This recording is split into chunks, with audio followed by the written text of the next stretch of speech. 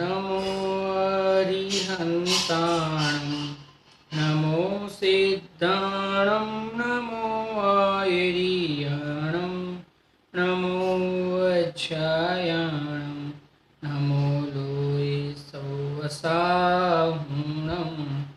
मंगलं भगवान् वीरो मंगलं गौतमो गणी मंगलं कुन्दकुन्दार्यो जैनधर्मोऽस्तु मंगलं सर्वमङ्गलमाङ्गल्यं सर्वकल्याणकारकं प्रधानं सर्वधर्माणां जैनं जयतु शासनं जैनं जयतु शासनं। बोलो वितराग देव शास्त्र गुरु भगवान की जय।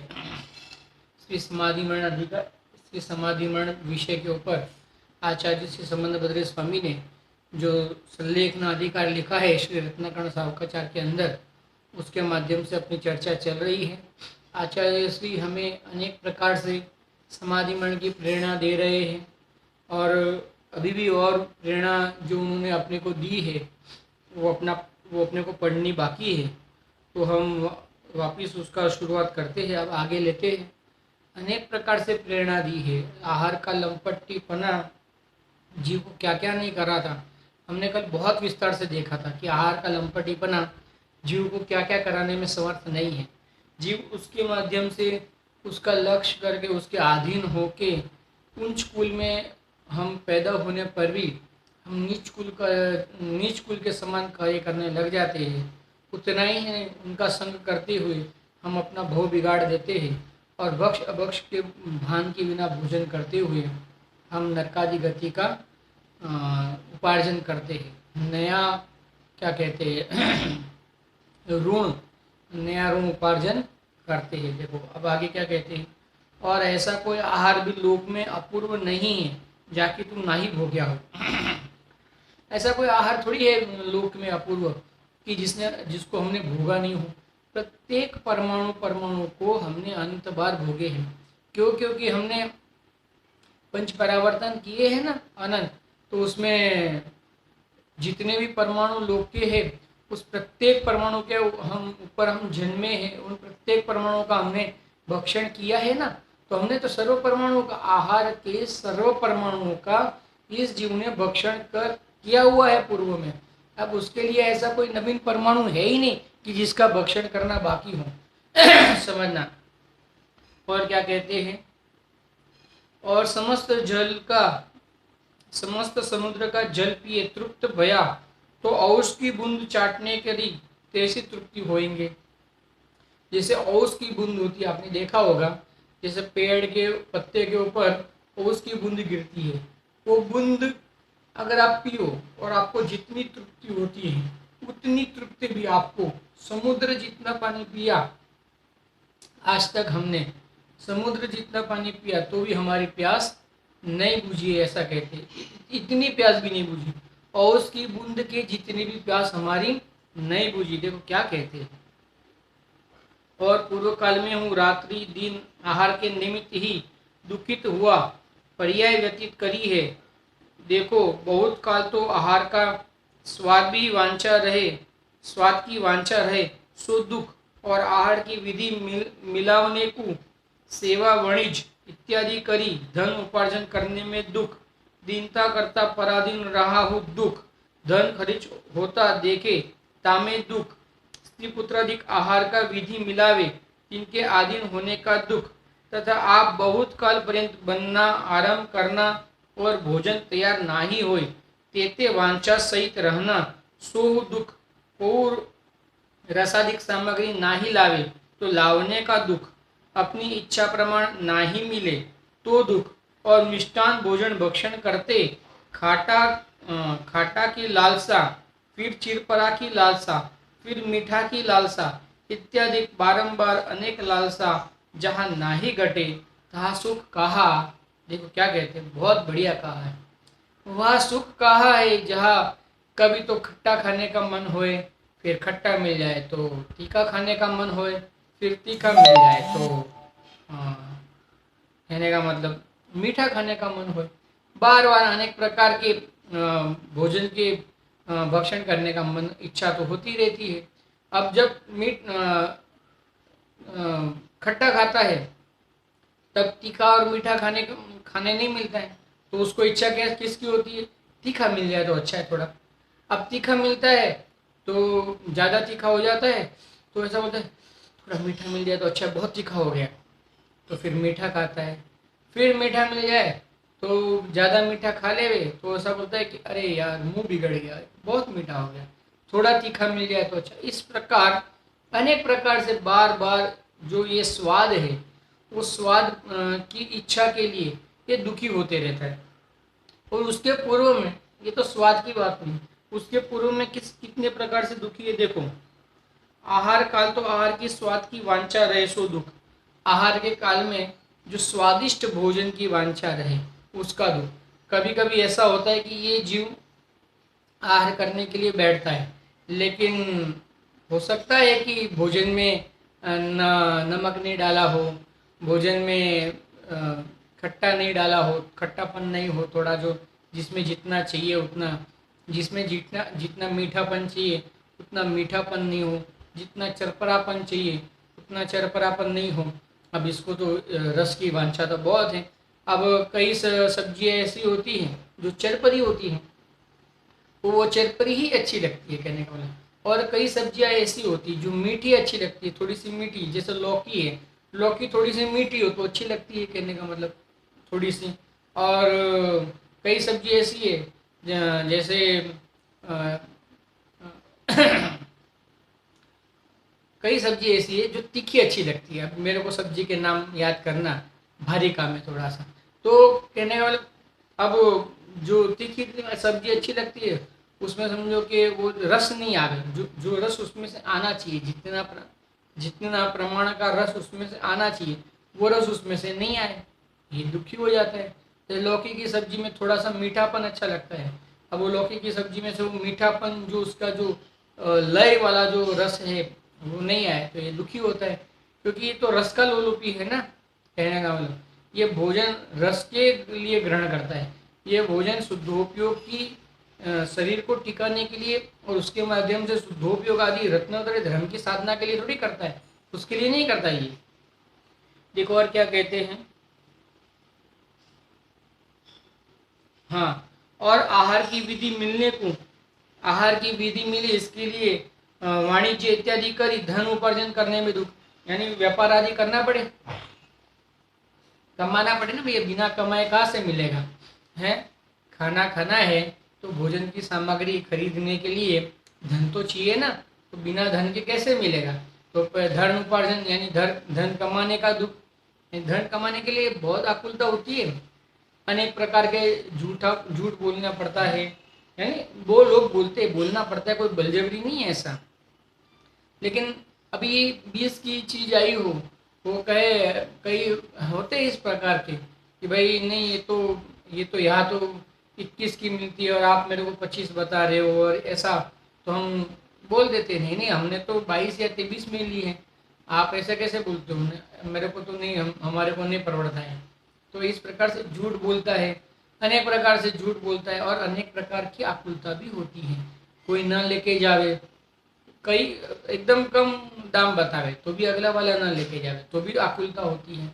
कई बार माल व्यापार में तो कई प्रकार के दुख, सब जो व्यापार करते हैं उनको पता ही है। कभी ज़्यादा काम मिल जाए तो दुख, कैसे काम करेंगे समझ में नहीं आता है, बहुत काम आ गया है। कभी काम कम हो जाए तो दुख, हाँ ये बार बहुत काम हो गया है। कभी किसी से ज़्यादा उधार किसी को दे दिया हो तो दुख, उधार बहुत हो गया है नहीं आएगा तो किस प्रकार से। कभी ज़्यादा ज़्यादा धन आ जाए तो उसकी रक्षा करने का दुख, यानी एन के प्रकार से दुख ही दुख है उसमें, उसमें कहीं भी निराकुलता है ही नहीं। लोगों को ऐसा लगता होगा कि ये लोग बहुत कमाते हैं, ये जो अंबानी आदि है ना, अभी तो टॉप 10 में आ गया तो सुखी होगा कहने का मतलब, तो ऐसा कुछ नहीं है, ये भ्रम में मत रहना। एक समय भी वो निराकुल नहीं है, प्रत्येक समय अनंत आकुलता सहित, ध्यान में रखना। हमको ऐसा लगता है अरे एक जो हाथ गाड़ी वाला है ना, वो हाथ गाड़ी पे सो जाएगा समझना, लेकिन ये है इतने बड़े गद्दे पे भी नहीं, इसको नींद नहीं आएगी। क्यों? क्योंकि कल और कितने करोड़ों अरबों कमाने हैं, उसकी चिंता में ये मरे जा रहा है। और उसको तो मिल रहा है दिन का 500-600 रुपये, तो अभी वो आराम से नींद निकाल रहा है।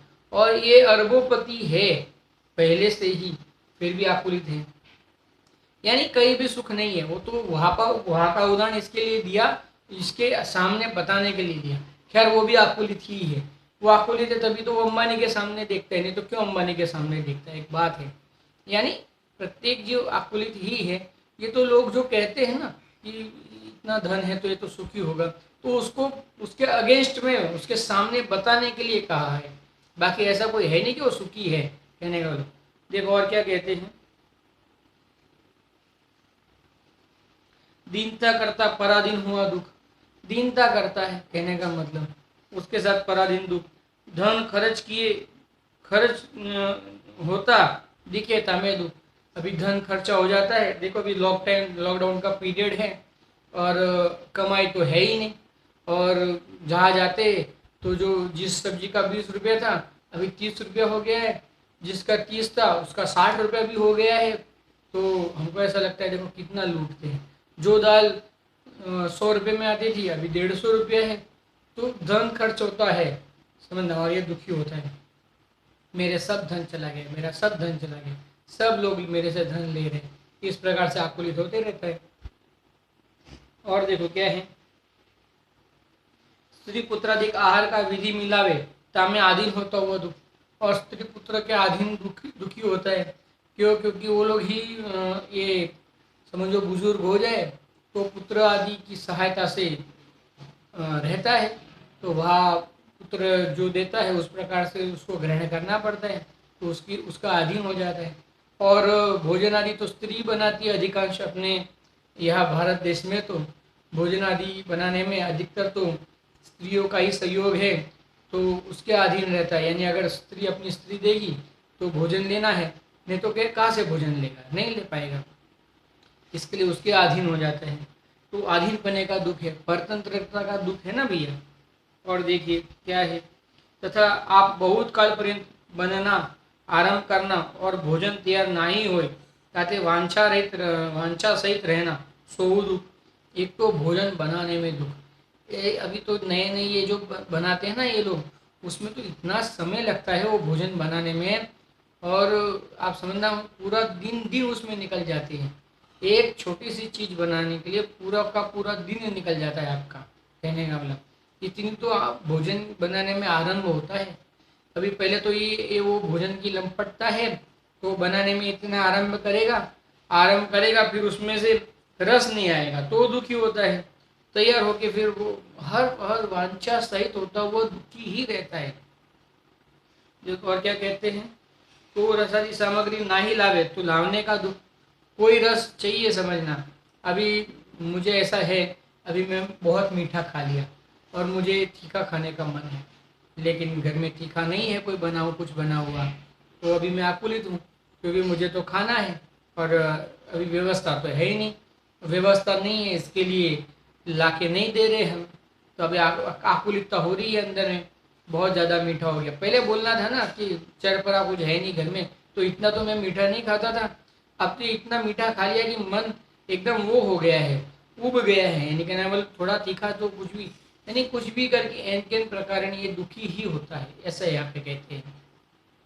देखो क्या कहते हैं, इच्छा नहीं इच्छित वस्तु नहीं मिले तो दुख। मिष्टान भोजन भक्षण करने में अपने लिया था, खाटा मिले तो चरपरा का दुख, चरपरा मिले तो मीठे का दुख, मीठे मिले तो चरपरा का दुख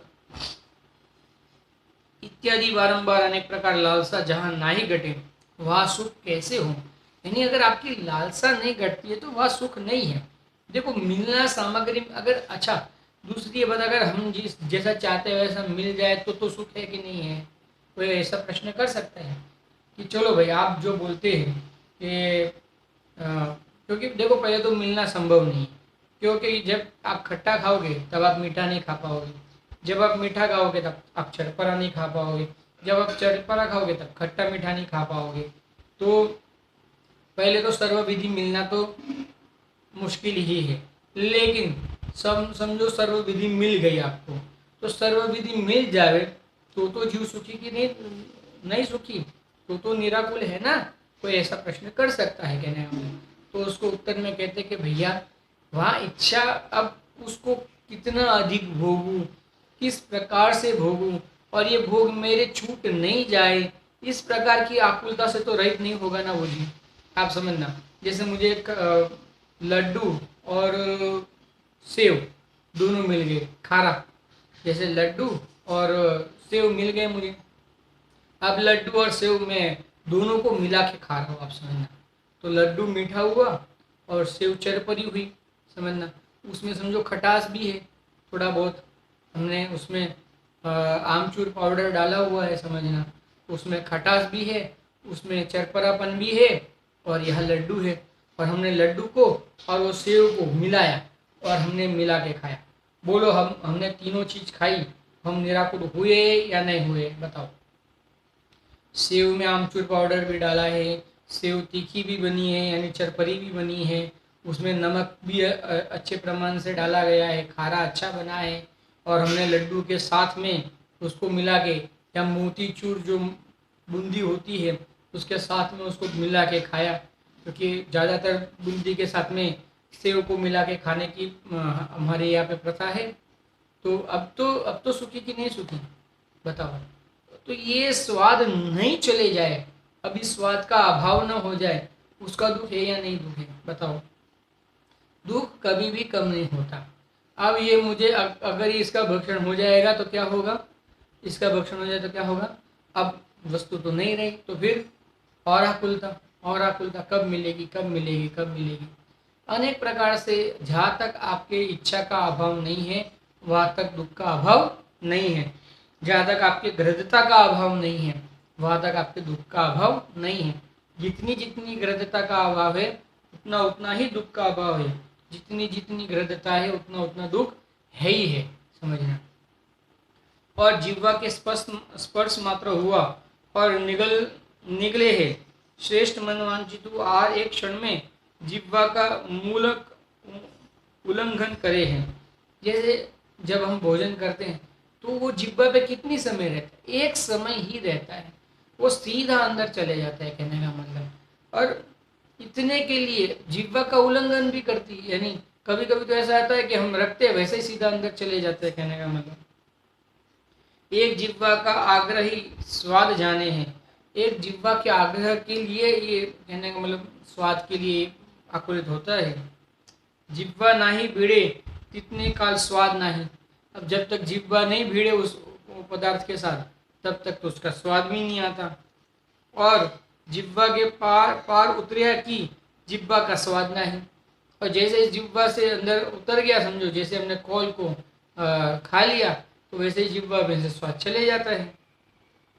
एक निमेष मात्र आहार का स्पर्श का स्वाद है, एक निमेष मात्र आहार के स्पर्श का स्वाद है।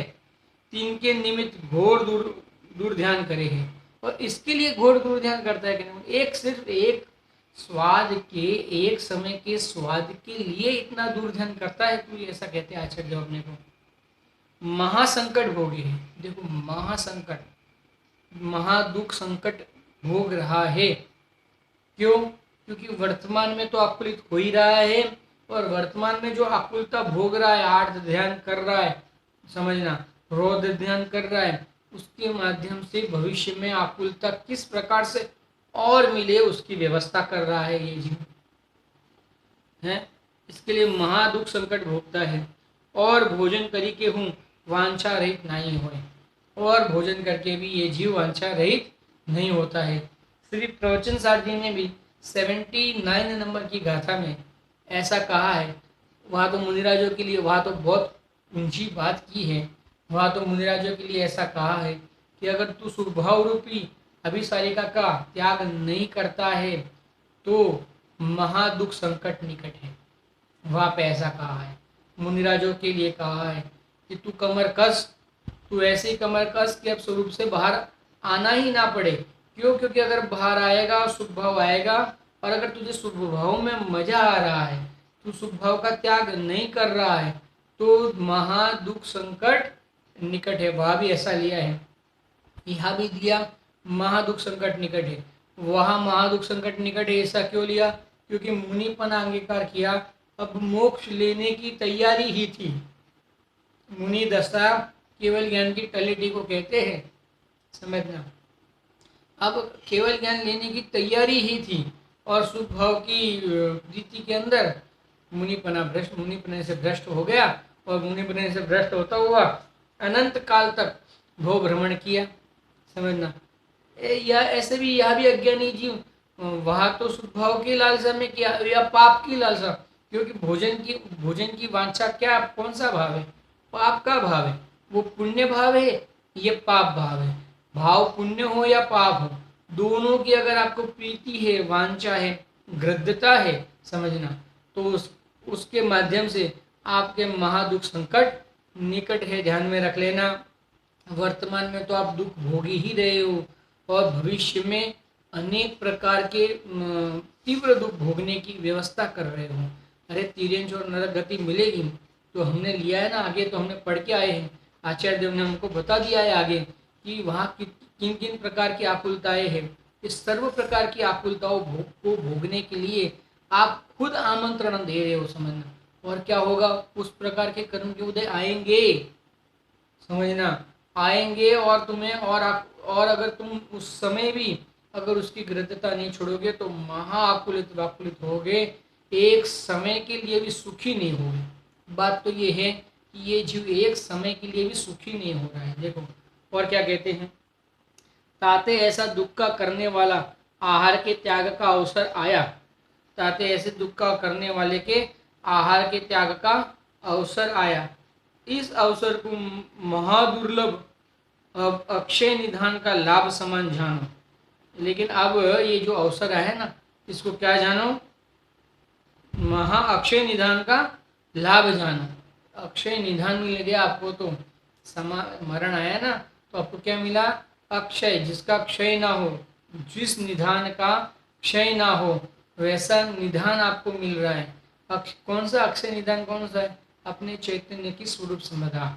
अपने चैतन्य की स्वरूप संपदा अक्षय निधान है, आप समझना। यानी उसकी अपने चैतन्य स्वरूप की संपदा जो है ना, उसका कभी क्षय हो सकता ही नहीं है। आप जितना भी आनंद भोगना चाहो भोगो, जितने काल तक आप स्वरूप में से आनंद भोगना चाहो भोगो, एक अंश भी आनंद का कम नहीं होता है। और अनंत अनंत अनंत अनंत अनंत अनंत अनंत अनंत अनंत अनंत अनंत आनंद आते ही रहता है, कहने का मतलब। देखो और क्या कहते हैं, हाँ, यहाँ जो दृढ़ परिणाम नीते आहार में विरक्त होगे तो स्वर्ग लोक में जाए उपजोगे, जहाँ हजारा वर्ष ताई क्षुधा वेदना ना ही उपजेगी। जहाँ हजारा वर्ष ताई क्षुधा वेदना ना ही उपजेगी। यहाँ जितना सागर प्रमाण आयु तितना हजार वर्ष पर्यंत तो भोजन की इच्छा ही नहीं उपजे। और पीछे और पाछे किंचित इच्छा उपजे तदि कठिनी में अमृत परमाणु ऐसे द्रवे सो एक क्षण मात्र में इच्छा का अभाव हो जाए। और अगर आप समझना भव का अभाव नहीं भी कर, अगर आपके इतना पुरुषार्थ नहीं हो पाता है कि आपके भव का अभाव हो जाए, तो आपकी देवगति तो पक्की है। हमने लिया हुआ था पूर्व में पंडित सदाशिव दास जी के माध्यम से कि अहमेंद्र लोक में इंद्र बनता है, समझना, स्वयं स्वयं का इंद्र है। और वहाँ आयु भी बहुत लंबी लंबी होती है, 12 सागर से लगाकर समझो। अगर ऊपर और उनका अगर जन्म होता है तो 33 सागर पर्यंत की आयु होती है। अब इतनी लंबी लंबी आयु होती है और जितने वर्ष की आयु, जितने सागर की आयु होती है, उतने वर्ष के बाद तो उनको क्षुधा की वेदना उत्पन्न होती है, समझना। कहाँ तक, तो क्षुधा की वेदना ही उत्पन्न नहीं होती। और जैसे ही वेदना उत्पन्न होती है और इच्छा होती है तो कंठ में से अमृत जर जाता है और इच्छा का अभाव हो जाता है। यानी आपको भोजन की ही इच्छा के करनी है ना, तो उसके भी अभाव करने की व्यवस्था है। अमृत मिल जाता है और भोजन के लिए अमृत मिलता है, समझना। अगर आप समाधि मरण पूर्वक आप अंगीकार करते हो तो आपको भोजन के लिए भी अमृत मिलता है और आपके सर्व प्रकार की तृप्ति बाहर में हो जाती, भोजन संबंधी। हाँ, भोजन संबंधी तृप्ति आपके हो जाती है। देखो और क्या कहते हैं, सो समस्त प्रभाव असंख्यात वर्ष पर्यंत क्षुधा वेदना नष्ट होने रूप पूर्व जन्म में आहार की लालसा छोड़ी अनशन तप अवमोदर्य तप रस परित्याग तप के करने का है। ये तिर्यंच मनुष्य गति में जो क्षुधा तृषा रोगादिक दुख उत्पन्न अनंत काल ते भोगे है, सो समस्त आहार की लंपटता का प्रभाव है। अब सुनना क्या कहे, अगर उसके लिए ये जीव क्या करता है, अनशन तप अवमोदर्य तप रस परित्याग तप करता है। ये तिर्यंच मनुष्य में क्षुधा तृषा रोग दुख अत्यंत अनंत काल के भोगे हैं। समस्त आहार की लंपटता का प्रभाव है। ये समस्त किसके पर किसका प्रभाव है, आहार की लंपटता का प्रभाव है। आहार की लंपटता का त्याग करने की बात है। देखो यहाँ पे और क्या कहते हैं, जिन जिन आहार की लंपटता छोड़ी, जिन जिन आहार की लंपटता छोड़ी ते क्षुधा वेदना वेदना रहित कवलाहार रहित दिव्य देव होए है। जो अब इस वेदना से दुखित हो तो आहार के त्याग में ही अचल प्रवर्त हो, आहार के त्याग में ही अचल रूप से प्रवर्तन करो। जो अल्पकाल में वेदना रहित कल्पवासी देवनी में जाय उपजो और आहार भक्षण करी के तो वेदना रहित नहीं होगे। आहार का भक्षण कर करके वेदना रहित नहीं होगे। आहार का आहार की लंपटता का त्याग करके एक तो अनाहारी आत्मा का अनुभव करते करते फिर कभी आहार लेना ही नहीं पड़े, ऐसी अरहंत सिद्ध दशा को प्राप्त होगे। और अगर उतना पुरुषार्थ न भी बढ़े तो कल्पवासी देव होंगे और जितना काल जितना आयु है उतने हजार वर्ष के बाद तो एक बार आहार की वांछा होगी और कंठ में से अमृत झरेगा और वांछा पूर्ण हो जाएगी। तो इस प्रकार से हमें ये आहार की लंपटता का त्याग करने की हमें यहाँ पे प्रेरणा दे रहे आचार्य देव। बहुरी समस्त दुख का मूल कारण इस जीव के एक शरीर का ममत्व ही है।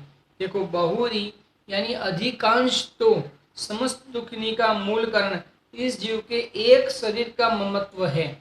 शरीर के ममत्व के अलावा आपको वास्तव में दुख का कोई कारण वास्तव में है ही नहीं। आप समझ, एक शरीर का ममत्व ही मूल रूप से अगर दुख का कारण है तो ये शरीर का ममत्व है। स्वभाव में दुख का कारण है वो तो बहुत ऊपर की बात है। जिन जीवों को शुद्धोपयोग प्रकट हो गया है उन जीवों को अब स्वभाव में रहना पसंद नहीं आता है। स्वभाव में उनको भट्टी जैसा लगता है, स्वभाव में उनको आकुलता लगती है। वो बात तो बहुत ऊपर की है कि जिन्हें शुद्धोपयोग प्रकट हुआ है। लेकिन वर्तमान में असंख्यात संसारी अनंत संसारी जीवों के तो अगर देखा जाए तो मूल रूप से अगर कोई दुख है तो वो शरीर के प्रति का ममत्व ही है। ये विषय भी हमने पहले पंडित सदाशिवदास जी के माध्यम से लिया हुआ है कि वास्तव में इस जीव के जितना भी दुख है उसका मूल कारण शरीर का ममत्व है। आप नक्की कर लो, आप हर प्रकार से सोचो कि आपको कोई भी दुख आप खड़ा करो और सोचो कि जैसे आप दुख खड़ा करो क्या कि दुकान नहीं चल रही है, समझना अभी वर्तमान में दुकान नहीं चल रही है तो ये वो जो दुकान है ना उसका संबंध किसके साथ है, वर्तमान शरीर के साथ संबंध है। जैसे मेरी दुकान नहीं चल रही है तो भी जिनकी दुकान बहुत अच्छी चल रही है उनको तो दुख नहीं हो रहा है। क्यों? क्योंकि वो मेरी दुकान को अपनी नहीं मानते हैं और जो मेरे सहयोग में रही है उस दुकान को मैं अपनी मानता हूँ और उसमें धन उपार्जन नहीं हो रहा है तो मैं दुखी हो रहा हूँ, समझना आकुलित हो रहा हूँ। तो वो जो आकुलित हो रहा हूँ मैं जो उसका कारण क्या है, कहने का मतलब यहाँ क्या कहते हैं उसका संबंध किसके साथ है, वो जो दुकान है उसका संबंध किसके साथ है, मेरे साथ है, ये शरीर के साथ। वर्तमान ये जो समान जाति द्रव्य पर्याय है उसके साथ उसका संबंध है, मेरे जीव के साथ तो कोई संबंध नहीं है क्योंकि मेरा जीव तो सर्व को जानता देखता है तो उसको भी जानता देखता है, उसमें उसके साथ उसका कोई संबंध नहीं। उसका जो भी संबंध है प्रत्येक आप जैसे किसी का पुत्र का देहांत हो जाए, परिजन का देहांत हो जाए, शत्रु मिल जाए तो सर्व प्रकार के दुख, कोई उपसर्ग करे, परिचय सहन करना पड़े, कोई भी प्रकार के दुख आप कितने प्रकार के दुख गिन लो आपको ये ख्याल में आएगा ही कि वो सर्व प्रकार के दुख शरीर के हेतु से है, शरीर के लक्ष्य शरीर के ममत्व के माध्यम से है। अगर आप शरीर का ममत्व छोड़ते हो तो अधिकांश दुख, समझना, अधिकांश क्या, बहुत सारे दुख यानी सर्व प्रकार के संसारिक दुख तो वही के वही अभाव को प्राप्त हो जाते हैं, वही के वही अभाव को प्राप्त हो जाते हैं। देखो ऐसा कहते हैं। और क्या कहते हैं, या की ममता ममता ते या की रक्षा के निमित्त ते ही अनंत अनंत काल पर्यंत दुख भोगे हैं। इसकी ममता के लिए ये जीव अनंत अनंत काल दुख भोग रहा है। देखो, जेते क्षुधा तृषा रोगादिक परिसहनी का दुख है, ते समस्त एक देह में ममता है। एक देह में ममता का ही कारण है ये सब। देखो, जे महंत पुरुष देह में ममता त्यागी भये हैं, इनके हाड़ मांस श्याममय महादुर्गंध रोगनी का भरा देह धारण नहीं होए। जिस जीव ने इस देह की वांछा, इस देह से ममत्व त्याग दिया है, इस देह के भोजन के ममत्व त्याग दिया है, उसके क्या क्या हुआ है, उसके ये हाड़ मांस में जो महादुर्गंध वाला शरीर है ना, अब उसको नहीं मिलेगा, अब उसको नहीं मिलेगा, समझना, क्योंकि वो शरीर रहित होने वाला है। और जो एक आध भोग मिलने वाला है उसकी गिनती नहीं गिनते यहाँ पे। जेते संसार का अभाव नहीं होय, तिनते इंद्रादिक देहिनी का दिव्य देह प्राप्त होय। देखो, जिनके संसार का अभाव नहीं होए ना, उनके भी इंद्रादिक का शरीर प्राप्त हो। और आपको पता होगा कि जो देवों का शरीर होता है ना, उसमें भी एक रोग नहीं होता, समझना। एक भी देवों का शरीर भी औदारिक शरीर, परम औदारिक शरीर होता है, और उस शरीर में भी एक भी रोग नहीं होता है, समझना, एक भी रोग नहीं होता है। तो आपको देह का, देवों का शरीर मिलेगा, और उस शरीर में भी किंचित भी रोग नहीं है, आप समझना। इन्हीं आप मजा करो, कहने का मतलब ऐसा कहते हैं। पाछे सील संयम आदि सामग्री पाई निर्वाण को प्राप्त हुए, और पीछे सील संयम आदि सामग्री के मिलने पे देखो, जो जीव शरीर के ममत्व का त्याग करके अपने चैतन्य स्वरूप अनाहारी आत्मा का अनुभव करता है, उसका संवेदन करता है, उसकी अस्थि की मस्ती में मस्त रहता है ना, उसको नियम से बाहर में अगर सामग्री कोई मिलेगी ना, तो सील संयम आदि में सहायक बने ऐसी सामग्री मिलेगी। यानी वितराग देव शास्त्र गुरु मिलेंगे, आप समझना, सच्चे देव शास्त्र गुरु मिलेंगे, और वो ऐसा कहेंगे कि तू भगवान है, और उनके माध्यम से हम अपने भगवान स्वरूप का अनुभव कर पाएंगे, और अपने भगवान स्वरूप का अनुभव करके हम भगवान बन जाएंगे, समझना। इसके लिए क्या कहते हैं, पीछे सील संयम आदि सामग्री पाए निर्वाण को प्राप्त हो है।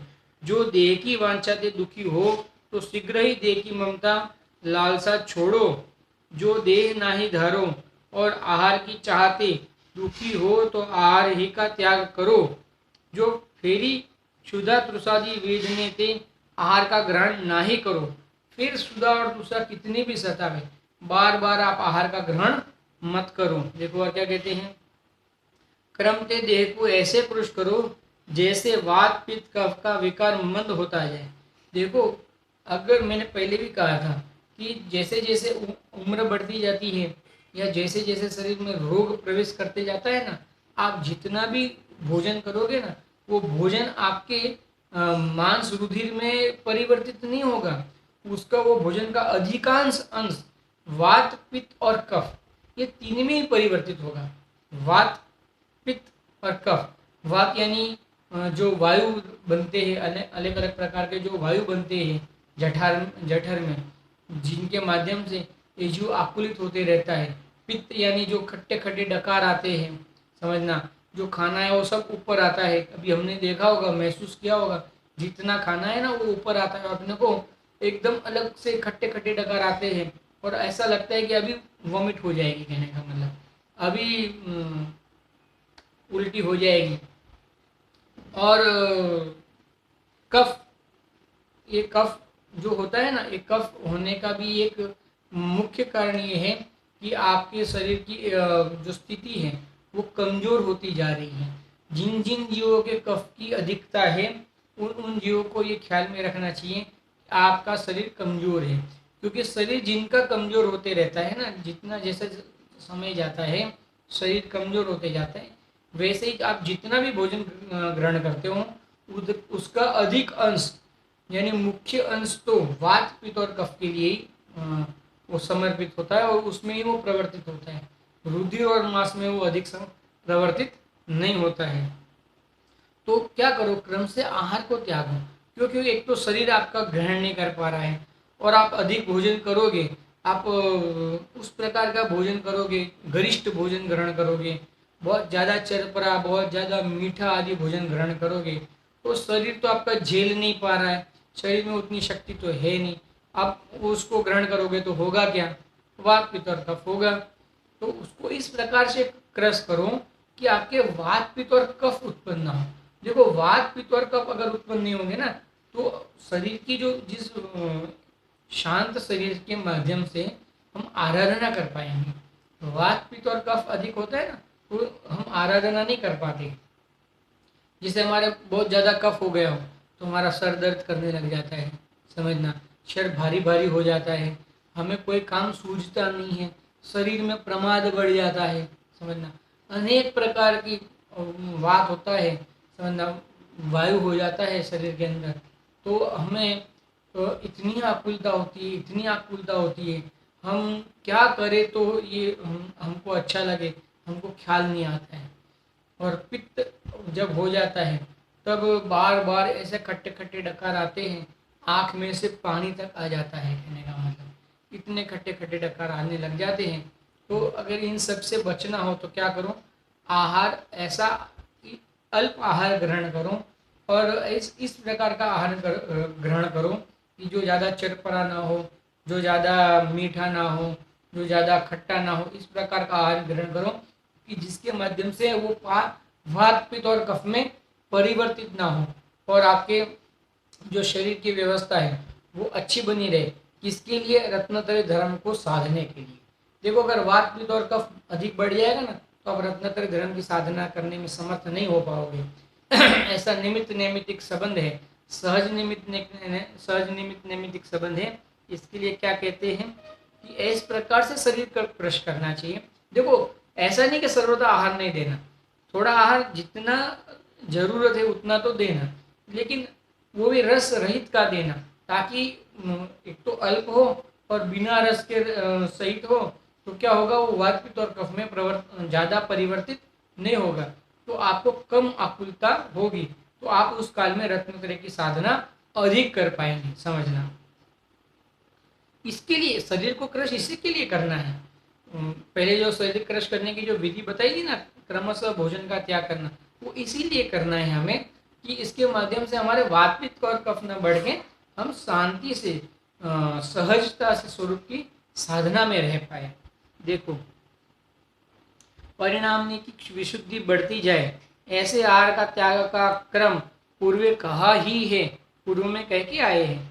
पीछे अनंत काल में जेती शक्ति होय, इस प्रमाण जल का हो त्याग करना, जल का भी त्याग करना, अनंत काल में जेती शक्ति रहे, तेते पंच नमस्कार मंत्र का तथा द्वादश भावना का स्मरण करना, पंच नमोकार मंत्र का और 12 भावना का स्मरण करते जाना, बार बार उसके माध्यम से स्वरूप का चिंतन करते जाना।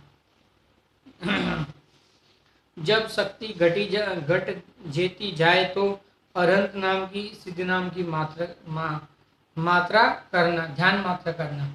अगर शक्ति एकदम कमजोर हो जाए, अब ऐसा लगता है कि एकदम अंत समय आया है, कभी भी यहाँ से हमारे प्राणों का अंत होने की संभावना है, इस 10 प्राण रूप प्राणों की अभाव की होने की संभावना है, तब अंत में अरहंत और सिद्ध परमात्मा का ही ध्यान करें। कहने का मतलब, कौन से अरहंत और सिद्ध परमात्मा, एक तो बाहर में जो अरहंत और सिद्ध परमात्मा है वो, और वो जिसका आश्रय करते हैं ऐसा अपना चैतन्य स्वरूपी शुद्धात्मा, उसका ध्यान मात्र करना। और जब शक्ति नहीं रहे तभी धर्मात्मा वात्सल्य का धारक स्थितिकरण में सावधान ऐसे साधर्मी निरंतर 4 आराधना पंचनम नमस्कार मधुर स्मरणीते बड़ी धीरजता ते स्मरण करावे। देखो, जैसे आराधना का निर्बल शरीर में मस्तक में वचन करी खेद दुख नहीं उपजे और श्रवण करने में चित्त लगी जाए तैसे श्रवण करावे। जितना आपका मन लगे उस प्रकार से श्रवण करावे। बहुत आदमी मिली कोलाहल नहीं करे।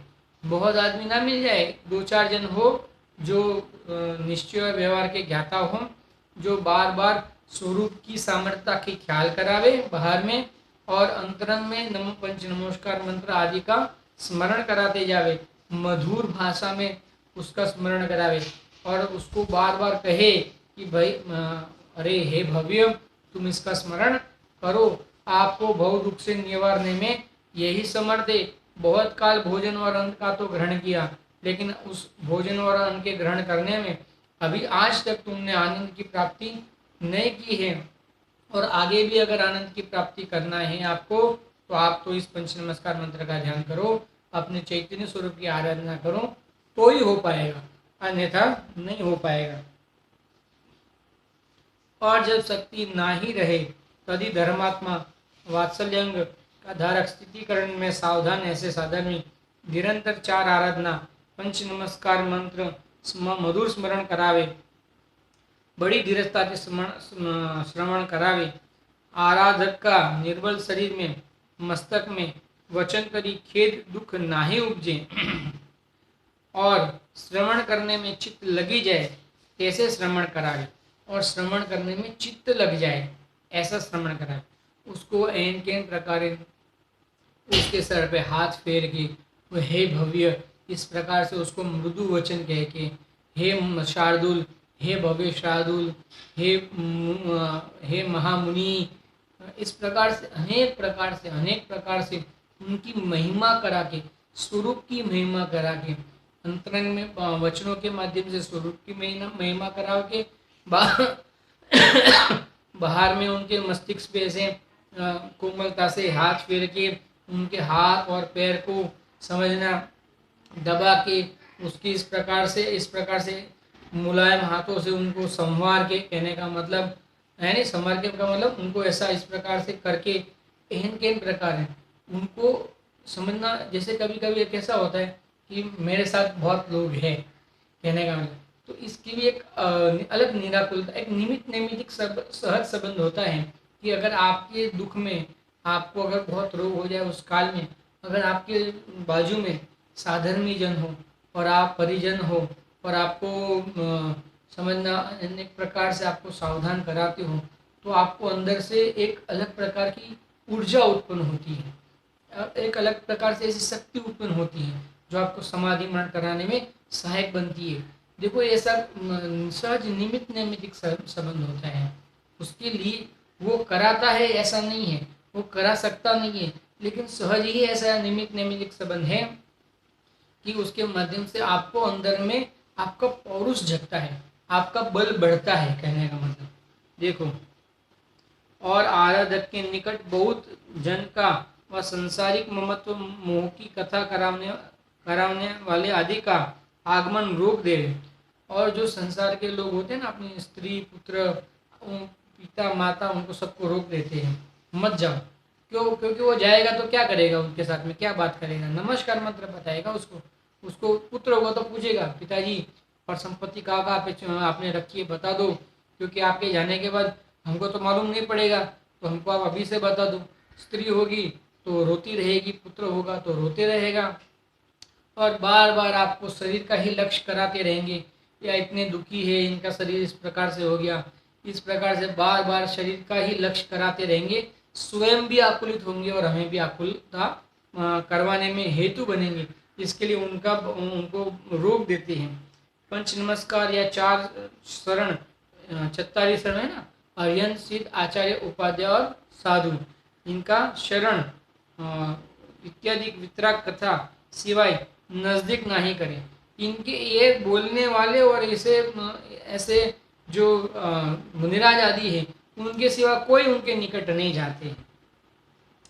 2 ही 4 धर्म के धारक सिवाय अन्य का समागम नहीं करें। और 2-4 खाली जो धर्म के धारक जीव होते हैं, जिन्होंने स्वयं ने भी धर्म को धारा है और जो बाहर में इनको हेतुभूत बनने वाले हैं, ऐसे 2-4 जन लोगों के सिवा आप और कोई बहुत भीड़ इकट्ठा नहीं होती, इतने ही लोग होते हैं। और आराधनाओं संलेखना का 5 अतिचार दूर ही ते त्यागे 3 पंच अतिचार को कहने को सूत्र कहते हैं। और ये आराधना जो की है उनको 5 प्रकार के अतिचार से वो उस अतिचार को त्याग करके आराधना करे। अब वो 5 प्रकार के अतिचार कौन कौन से हैं उसको हम कल स्वाध्याय में लेंगे। आज यहाँ पे हमारा जो प्रेरणा संबंधी आचार्य देव हमें जो संबोधन कर रहे थे, तो प्रेरणा का यहाँ प्रसंग यहाँ पे समाप्त हुआ। तो हम भी आचार्यों के माध्यम से अनेक प्रकार के जो उन्होंने भावों के माध्यम से हमें प्रेरणा दी है, हम भी प्रेरित होके ये समाधि मंडप में कार्य करें। ऐसी मंगल भावना पूर्वक अभी के वक्तव्य को समाप्त करते हैं। ओम नमः सिद्धेभ्य। सहजानंदी शुद्ध स्वरूपी अविनाशी हूँ आत्मस्वरूप। सहजानंदी शुद्ध स्वरूपी अविनाशी हूँ आत्मस्वरूप। सहजानंदी शुद्ध स्वरूपी अविनाशी हूँ आत्मस्वरूप। जहाँ वाणी के ज्ञान ते सूझे लोकालोक, तो वाणी मस्तक नमो सदा दे तुम। द्वादशांग में परमंगलकारी जिनवाणी मात की जय।